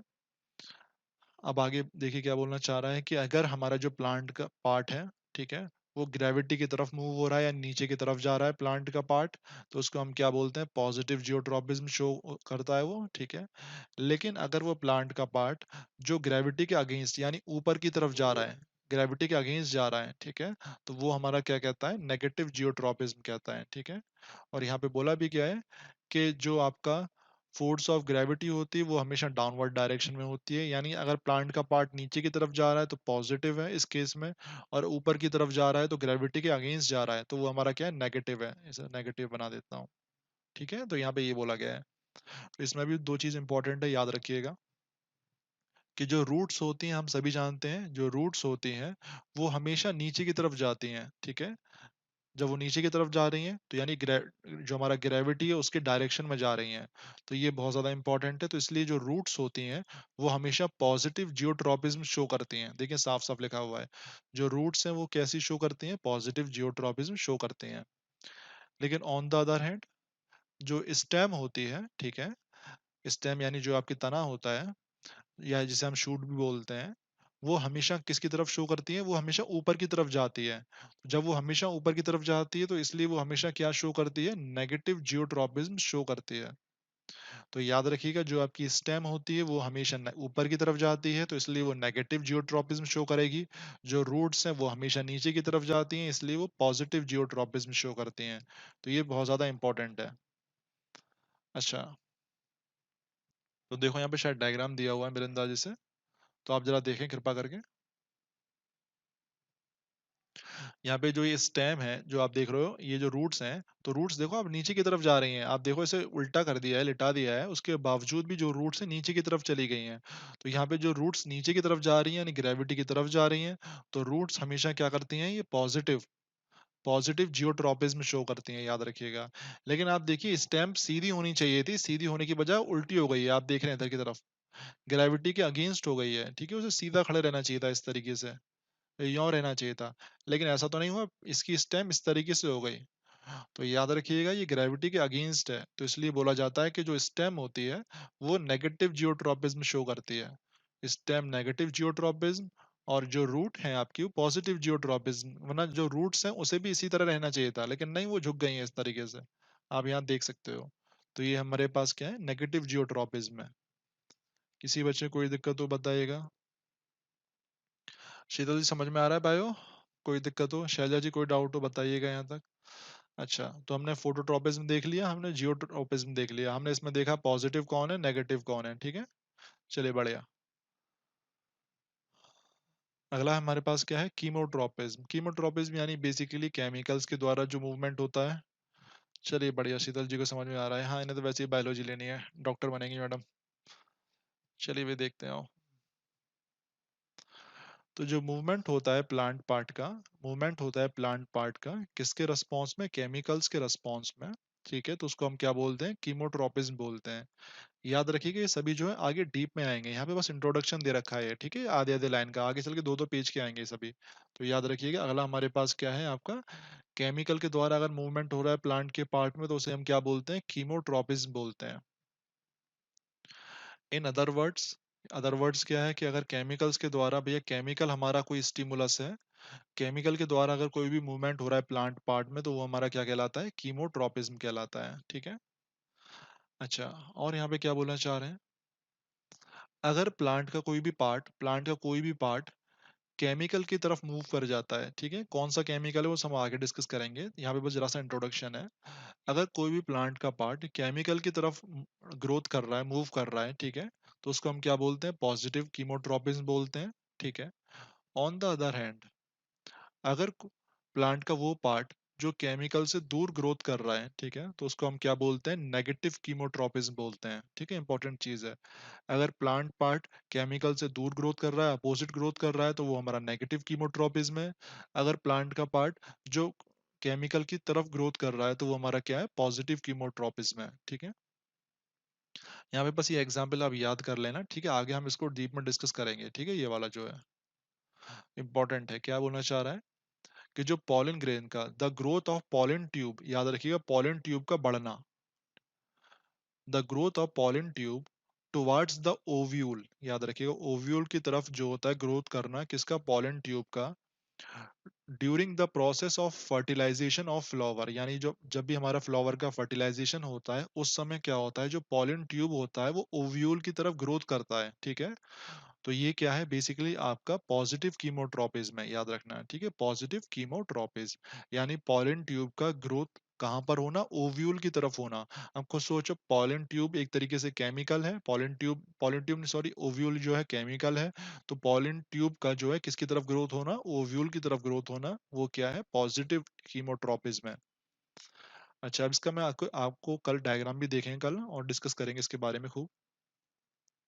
In this case the pollen tube, जो पॉलन ट्यूब होता है, grows towards the sugary substance chemicals secreted by a ripe stigma of carpel in the flower। तो इसमें क्या होता है, बेसिकली जो आपके पॉलन ट्यूब होते हैं, ठीक है, वो किसकी तरफ ग्रोथ होता है, जो केमिकल्स होते हैं, केमिकल्स यानी जो शुगरी सब्सटेंस होते हैं, वो कहाँ से निकलते हैं, आपके स्टिग्मा से निकलते हैं, ठीक है, उसकी तरफ ये ग्रोथ होता है। तो इसलिए ये क्या होता है, आपका पॉजिटिव कीमोट्रोपिज्म शो करता है, ठीक है।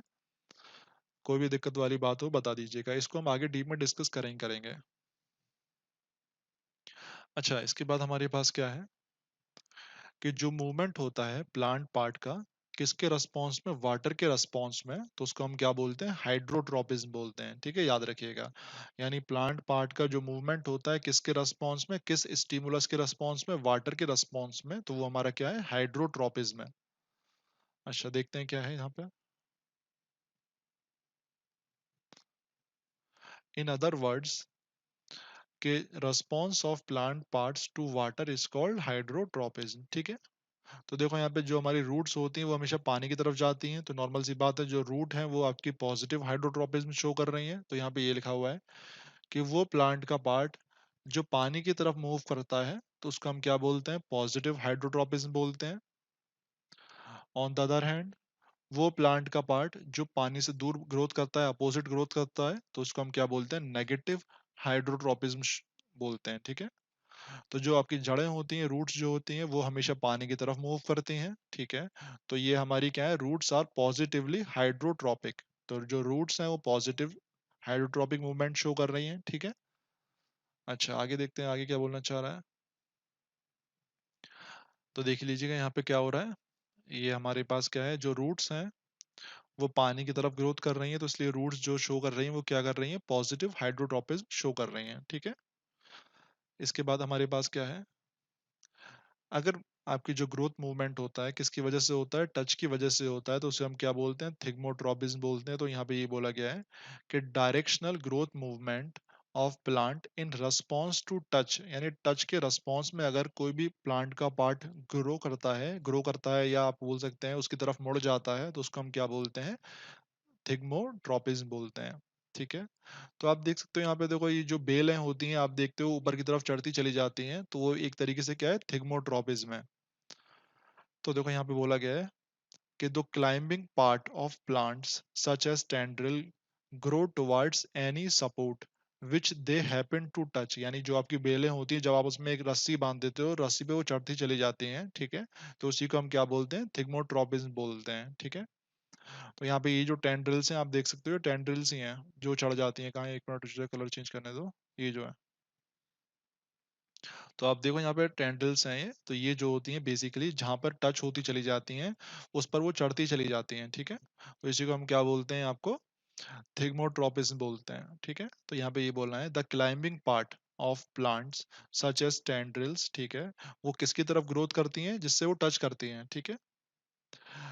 और इसी को हम क्या बोलते हैं, एक तरीके से पॉजिटिव थिग्मोट्रोपिज्म बोलते हैं, क्योंकि जो टेंड्रिल्स होती हैं प्लांट की वो हमेशा टच की तरफ मूव करती हैं, तो ये जो टेंड्रिल्स हैं वो हमेशा क्या करती हैं, पॉजिटिव थिग्मोट्रोपिज्म शो करती हैं, ठीक है।